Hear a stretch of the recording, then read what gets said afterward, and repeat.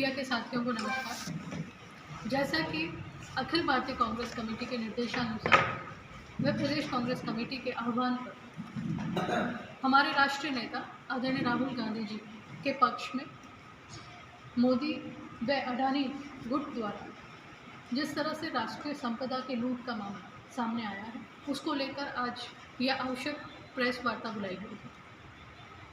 Media के साथियों, कहते हुए बड़ा अफसोस होता है, बड़ा दुख होता है कि आज हमारे हिंदुस्तान में लोकतंत्र खतरे पे है।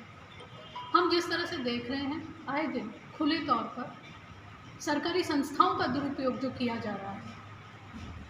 आदरणीय राहुल गांधी जी ने जिस तरह से एक बात उठाई, एक प्रश्न उठाया कि अडानी जी के सेल कंपनी में 20,000 करोड़ रुपया किसने लगाया। वो रुपया अडानी जी का नहीं था, परंतु ये किसने इन्वेस्ट किया, ये प्रश्न उन्होंने पूछा था लोकसभा में, सदन में।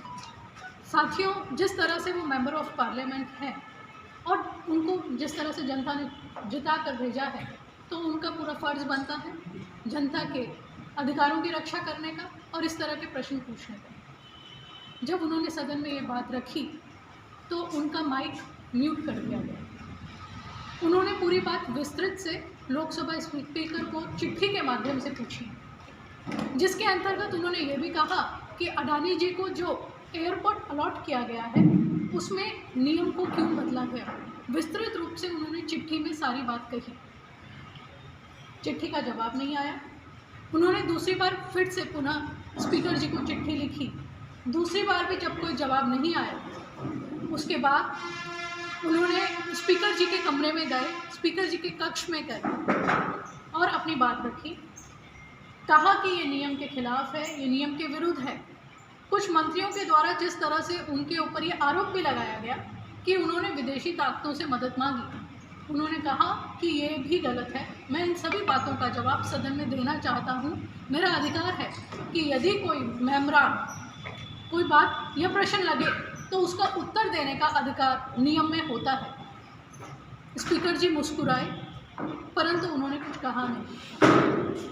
और 2 साल पूर्व जिस तरह से राहुल गांधी जी ने एक सभा में कहा था, चाहे वो नीरव मोदी की बात कही थी, चाहे वो ललित मोदी की बात कही थी, उन्होंने ये कहा था, उनका ये बयान था, हम देख सकते हैं, उन बयान को सुन सकते हैं कि उन्होंने कहा था इन सब के नाम मोदी मोदी क्यों हैं, इन सब चोरों के नाम मोदी मोदी क्यों हैं।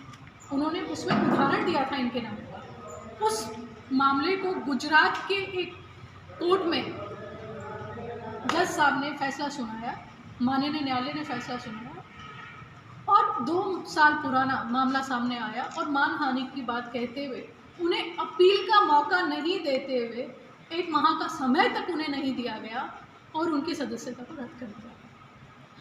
मैं कहना चाहूँगी मीडिया के साथियों, राहुल गांधी जी उस परिवार के चिराग से आते हैं। वो चिराग है जिनके परिवार ने देश को, हिंदुस्तान को स्वाधीनता दिलाने हेतु अपनी अहम भूमिका निभाई।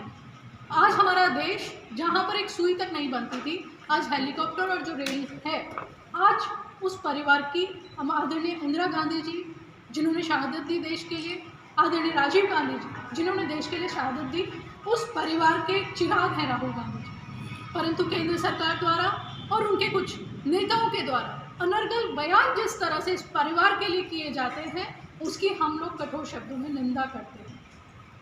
गांधी परिवार ने इस देश की एकता और अखंडता के लिए और इस देश की आज़ादी में बहुत बड़ा योगदान दिया। नेहरू जी से लेके, गांधी जी से लेके, उन्होंने बड़ी मेहनत से, त्याग, तपस्या और बलिदान से अनेक क्रांतिकारियों ने सादत से इस देश को आज़ादी दिलाई और उसके बाद में डॉक्टर बाबा साहब अम्बेडकर जी के नेतृत्व में खूबसूरत संविधान हमें मिला। लेकिन पिछले जिस दिन से देश में नरेंद्र मोदी जी की तानाशाही सरकार आई, उस दिन से हमारे संविधान को कमज़ोर करने का प्रयास किया जा रहा है, लोकतंत्र को कमज़ोर करने का प्रयास किया जा रहा है। और जिस तरह से राहुल गांधी जी की सदस्यता को निलंबित किया गया, कोर्ट ऑर्डर देता है, उस ऑर्डर को स्टे हो जाता है, 1 महीने का उसमें समय दिया जाता है, उसके बावजूद दूसरे दिन लोकसभा सेक्रेटरी उनके सदस्यता को निलंबित करने के लिए जो आदेश जारी कर देते हैं और उसके बाद में उनसे सरकारी बंगला खाली करवाने की चिट्ठी भेज देते हैं, नोटिस भेज देते हैं। याद रहे कि इस परिवार ने अपना जो एक बड़ा भवन था, आनंद भवन, इस देश को सौंप दिया। जिस परिवार ने पूरे जीवन भर, परिवार की पीढ़ी दर इस राष्ट्र की सेवा की, उसके साथ अगर कोई इस तरह का अन्याय करता है तो देश के साथ अन्याय है और देश के लोकतंत्र के साथ अन्याय है। लोकतंत्र के साथ जब जब कुठाराघात करने का प्रयास किया गया, कांग्रेस पार्टी ने हमेशा उसका विरोध किया है। वो लोकतंत्र की मजबूती और संविधान की मजबूती के लिए पार्टी ने हमेशा कार्य किया है। इसी मुद्दे को लेकर कांग्रेस पार्टी फिर से एकजुटता के साथ में अन्य अपने सहयोगी दलों को साथ लेकर सिविल सोसाइटी लोगों को साथ लेते हुए इसको एक सत्याग्रह के रूप में ले रही है। और ये पूरा महीना जो अप्रैल महीना है, कांग्रेस पार्टी जन सत्याग्रह के रूप में मनाएगी। हमारी आज प्रेस कॉन्फ्रेंस जिला स्तर पर हो रही है, कल ब्लॉक स्तर पर प्रेस कॉन्फ्रेंस आयोजित की जाएगी। उसके बाद में ब्लॉक कांग्रेस कमेटी अलग अलग जगहों पर नुक्कड़ बैठ के कर इस मुद्दे को आम जनता तक लेके जाएगी। और उसके साथ ही आने वाले समय में अप्रैल महीने में जिला स्तर पर एक बड़ा जन सत्याग्रह का कार्यक्रम होगा। उसके बाद में राज्य स्तर पर कार्यक्रम होगा, जिसमें सभी कांग्रेस पार्टी के सभी आम जन कार्यकर्ताओं के साथ आम जनता की सहभागिता होगी।